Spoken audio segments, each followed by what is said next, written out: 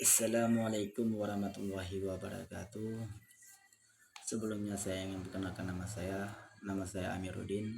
Saya prodi PMI, ingin menyelesaikan tugas UAS dengan MK Patologi Sosial.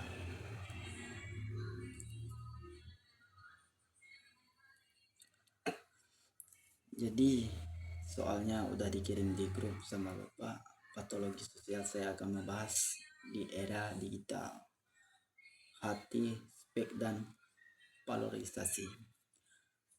Kasus nyata polarisasi dan ujaran kebencian berbasis agama dan politik selama pemilu periode 2019. Kasus ini melibatkan penyebaran narasi penistaan agama atau PKI dan kafir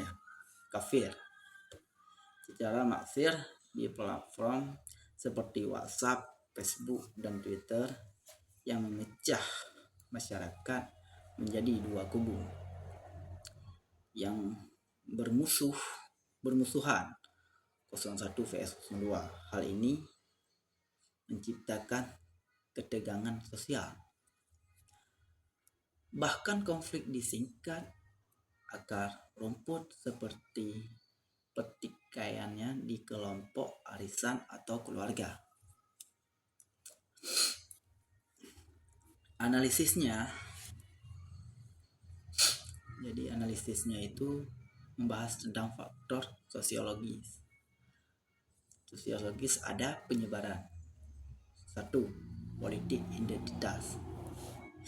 identitas yang menguat atau politik di Indonesia telah sangat terfragmentasi berdasarkan identitas agama dan primordial lainnya. Media digital menjadi amplifier yang sempurna untuk politik. Identitas ini ada dua. Yang kedua, identitas digital yang rendah, yang konfirmasi bias atau banyak pengguna cenderung menerima informasi yang sesuai dengan keyakinan mereka tanpa verifikasi atau confirmation bias. Lemahnya literasi digital membuat hoax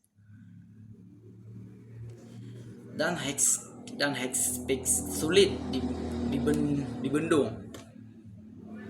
Jadi yang ketiga, anonimitas dan diindividuasi ruang digital memberikan rasa anonimitas dan menghasilkan kontrol sosial langsung.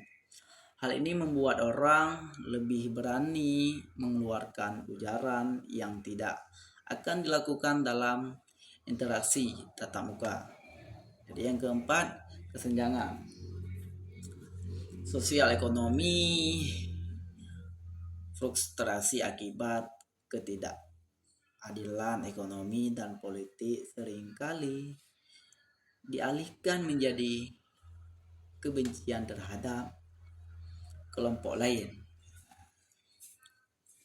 yang dijadikan kambing hitam melalui narasi di media sosial. Kontribusi algoritma dan ekonomi perhatian.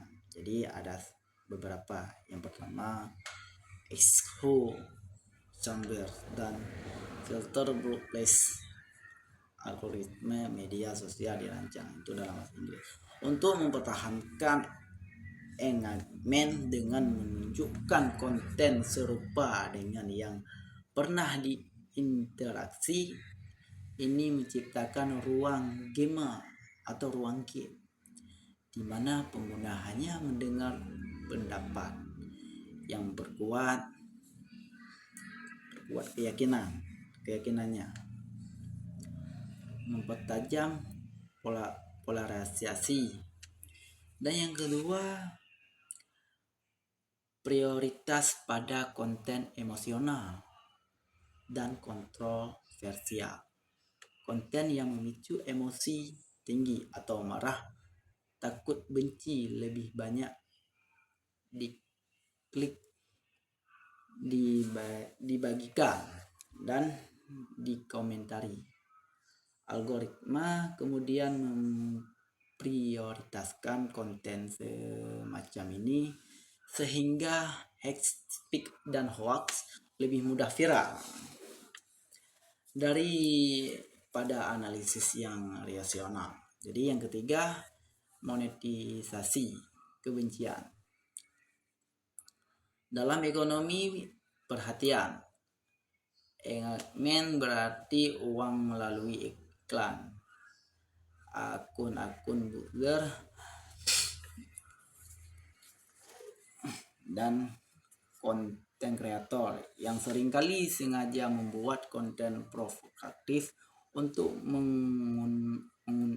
mendulang traffic meski dampak merusak sosial. Jadi difungsikan teknologi atau cerminan patologi lama.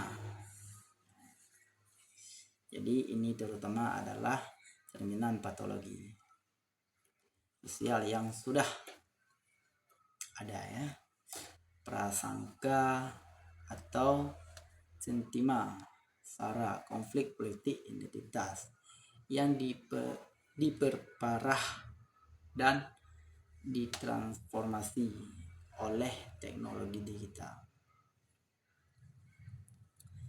Jadi media sosial bukan penyebab melainkan katalisator dan amplifier yang memberikan skala kecepatan dan intensitas baru pada kebencian yang sudah menghadap teknologi. Memperhatikan wajah asli masyarakat yang terhipnotis sekaligus membuat